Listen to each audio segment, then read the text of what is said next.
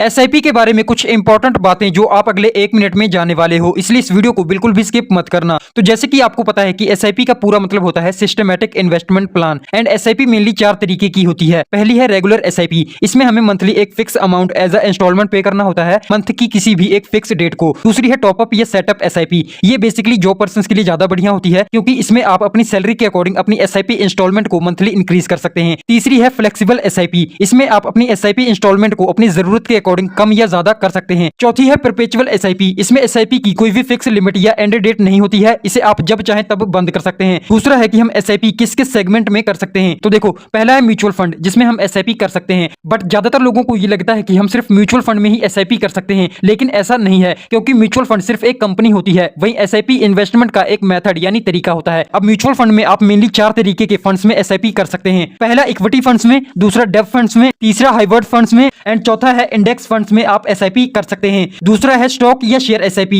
इसमें आप अलग अलग कंपनीज के शेयर्स में एसआईपी कर सकते हैं। तीसरा है डिजिटल गोल्ड एसआईपी। अगर आप हर महीने थोड़ा थोड़ा गोल्ड खरीदना चाहते हैं तो आप डिजिटल गोल्ड में एसआईपी स्टार्ट कर सकते हैं। चौथा है पब्लिक प्रोविडेंट फंड यानी पीपीएफ। ये सरकारी स्कीम होती है जिसमें अगर हम इन्वेस्टमेंट करते हैं तो हमें फिक्स रिटर्न्स मिलते हैं। फिफ्थ है बैंक रिकरिंग डिपॉजिट यानी आरडी। इसमें हमें मंथली फिक्स अमाउंट पे करना होता है एंड इसका रिटर्न भी फिक्स होता है, नॉर्मली 6 to 7%। सिक्स्थ है नेशनल पेंशन सिस्टम यानी एनपीएस। इसमें ज्यादातर वो लोग इन्वेस्टमेंट करते हैं जो रिटायरमेंट की प्लानिंग करना चाहते हैं, वो इसमें मंथली एसआईपी की तरह ही पैसे डाल सकते हैं।